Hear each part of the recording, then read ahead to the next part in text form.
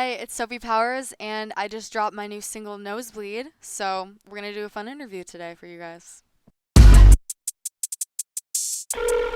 Bright lights, big city, long nights. Locked up on myself, but it's alright. Never really seen the big picture, so I paint one. Well, the first song I ever released was Lonely Army, and that actually got a pretty decent amount of buzz because it was about everyone being connected through their phones and not in person, and this was during the pandemic, so it was relatable, I guess. From there, it's been crazy the amount of support I've received on almost every song, and I'm so grateful. I wanna go, don't wanna waste time. Skip the show and take the red eye. Please say no, not what you're feeling. And every day that we're together is repeating. Yeah. Hey, yeah, hey, yeah. During the pandemic, you're like sitting in your room eating Doritos going nuts, and then after the pandemic, you're outside eating Doritos going nuts. So, different paces of life. But my manager's laughing at me. No, I really do see a difference in the fact that I think people are more selective as to what they want to do or what music they're listening to, because during the pandemic, we all learned about ourselves, I think, having that time. And that, for me especially as a songwriter, my songwriting changed a lot. I learned more about how I want to help other kids with my music in the same way that music helped me.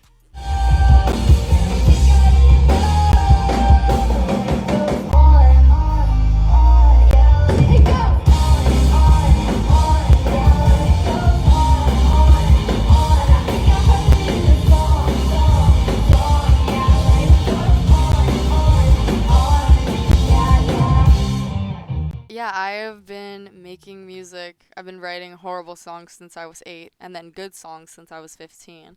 But yeah, on and off, I was a theater kid, so I grew up performing on a stage. I did some Matilda on Broadway stuff when I was in grade 4. Um, and I am from Toronto, Canada, so we say grade 4, not like freshman, senior, all that stuff. We don't do that. We say grade 9, 10, 11, 12. But I actually kind of dropped out of high school in grade 10 to do music full time, and I did acting at the time full time.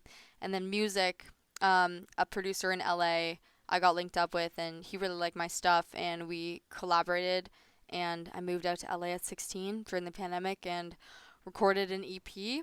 And from there, I got management, and yeah, it's that's kind of where I would say things really started to pick up for me. I actually was bullied a lot for being a theater kid, as I'm sure a lot of other theater kids experience, because it's like people just think it's so cringe, like getting up on a stage, but it's like everything is cringe. Literally everything is cringe. It does not matter. You cannot win. So, anyways, I got bullied for, you know, going on stage and singing as Simba in The Lion King. But because of that, I didn't post a lot of my singing stuff online, and I love singing. Like I grew up going to the symphony. My dad was a musician. Like he was not a successful musician by any means, but he had a passion for music. So he was very supportive, and my mom was very supportive of me doing what I wanted to do. They both always have been, and I'm grateful. But I think the thing that really switched my gears to wanting to do music full time was when I I went on this summer trip, and I met these girls from New York, and I performed for them, and it was the first time that I hadn't been bullied by someone for doing what I love. And I was like, wait, friends are meant to support you like this? Like, they don't think it's cringy. They didn't think I was weird. They actually were like, you have a really good voice. Why are you hiding this? And I kind of thought to myself, why am I hiding this? And I wasn't hiding all my acting stuff because it was more socially acceptable, I guess, to be in TV shows and commercials than on a stage singing. At the time, I don't know. This was 2019. And since then, I just said to my parents, like that summer, literally like 3 weeks before school started, I was like, Mom, like, I just want to do this for the rest of my life. Like, I think just that one simple, wow, you're actually really good, that one reaffirmation from my friend, like, just makes all the difference. And that's why I say, even just if you compliment a stranger on the street, like, that could change their life. You have no idea. So that changed my life. Hello, my motto. Only live one tomorrow. I'm solo, so my bottle, that's a pill I just can't swallow. I bet that you think you could be someone and copy the life that you think you want. We might look the same, but I know we're not. You just don't get it yet. I really had to figure out what music I liked versus what music I wanted to make. And because I love Britney Spears, and when I was first starting, I was like, I want to sound like Britney, but I'm not Britney. I can't pull that off. Like, love Britney, but I'm not Britney. I'm Sophie. So basically, I figured out, okay, what is it that I like about Britney? What is it that I like about this? What is it that I like about Rihanna? What is it that I like about Avril Lavigne and the Smashing Pumpkins and all this music that I grew up listening to, which was this rock music. My parents were really into rock music. My first concert was a Bruce Springsteen concert. And, you know, obviously I grew up in the 2000s, so you got the electronic Lady Gaga and Kesha. And that influence of that electronic sound combined with the rock and, like, punk, I just always loved. I think I just pulled all of those elements and figured out a way, me and Mike together, my musical director and producer, kind of just made it our own, and is everything that I liked, but it wasn't what I liked that I was trying to replicate. It was my own thing, and I think that was a big breaking point for me. The writing process now has changed a lot since when I first started. When I first started, I was really trying to think about what I want to write about and, talk kind of in a more poetic sense. But because I thought that was what every songwriter did and that's what you're supposed to do. But I'm not poetic. I say things as they are. I'm really bad at sugarcoating stuff. I'm a pretty direct person. And I think me and Mike kind of figured out, like, it's just not right for me to stray away from who I really am for the sake of writing a song. So my lyrics have become more direct, no sugarcoating, say things as they are. And so we figured that out. And then I started just with the beats, and then I'd freestyle over them and then fill in lyrics afterwards. And that's kind of what I've been sticking to now because it's been working for me. To the downtown, to the 60303. That was what you told me. I think about how it was you and me. Trusted you completely until you walked away and everything turned gray. Lying in bed, the words start playing in my head. Life goes on. When I first started, I had a lot of angst from, like, suppressing my own inner artist for so long. Like I said, I was hiding it from people. I wasn't posting, trying to fit a certain mold. And a lot of my music has to do with that now because, like, I literally was not myself for so long. And now I feel so accepted for who I am and more myself than ever that songwriting process is, like, therapeutic.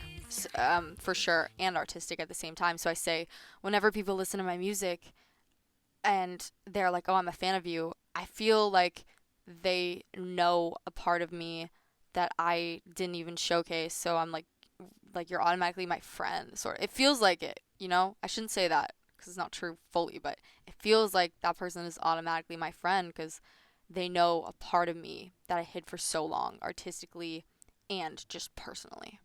I'm still like, it's weird. People think confidence means, like, oh, you're so confident in yourself, and all these fans telling me these compliments, like, so nice. Like, I literally look forward to the end of the show, meeting and chatting with fans. Probably my favorite part of, like, the night. Like, I love performing, don't get me wrong, but, like, I like chatting with people a lot too. As you can tell, I talk a lot. And and I think receiving those compliments just reassured the same thing that my friends had done for me. It's very reaffirming, knowing that people can like you for who you are, especially considering I hid who I really was from, like, my closest friends for so long because I was scared that they would reject me because I was rejected by a lot of my close friends for so long. And I think my music changed in a sense that I gained more confidence in who I really was, and I was able to pull out songs from my back pocket like You Love It and Greed, which are very empowering. But I could also pull from my past experiences of, being ashamed for who I was and write songs like Lonely Army. Bright lights, big city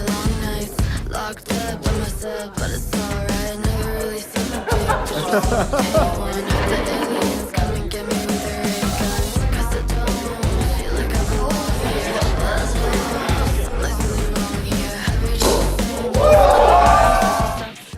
it's so surreal because I literally was get looking at my Snap memories the other day and I saw the Snap memory that's like I'll be like at a major label like 3 years from now.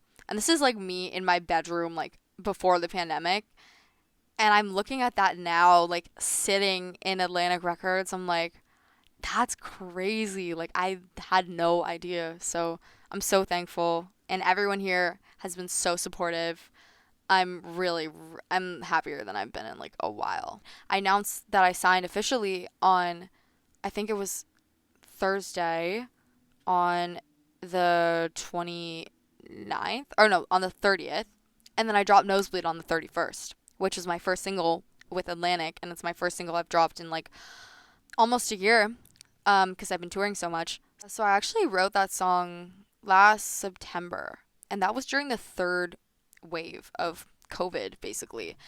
And I remember being so frustrated, as everyone else was at the time, because luckily I didn't have to go to school every day or work a 9 to 5. But even going to the studio every day and doing the same thing and like stuff being closed, and I just felt like a zombie walking through doing the same thing. Like the days started to blend together, and I took a few days just to like design clothing and watch anime instead of just going to the studio, go home, sleep, repeat. And this is why I love anime so much, because like the storytelling is just incredible, the artwork is just incredible. And I was watching, um I think it was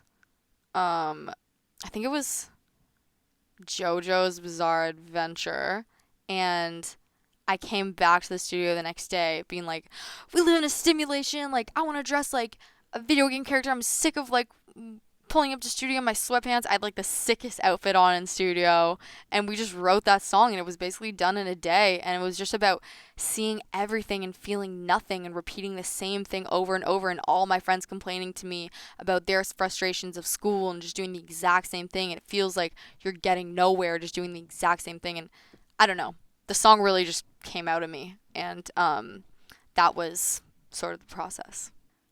I think I work in a way that is I can turn that songwriter brain on when I want to and when I need to. So it's really anytime I'm in the studio. I have stuff on my notes app about, you know, I have this thing on my notes called Text I Can't Send, and it's literally all just my thoughts, and I'll pull that up in the studio, and it'll be a text I can't send. And I'll be like, I'm always bitching about something, so I'll be like, guys, I want to write about this, like, I'm just fed up with this. Meh, meh, meh. Mike says, I'm like, he's like, all right, calm down. We'll write about it. We'll get it out of your system. And then I'll just freestyle for like, sometimes I could freestyle for an hour. And Mike will be like, this is ridiculous. Like, we have so many different flows we can take from now.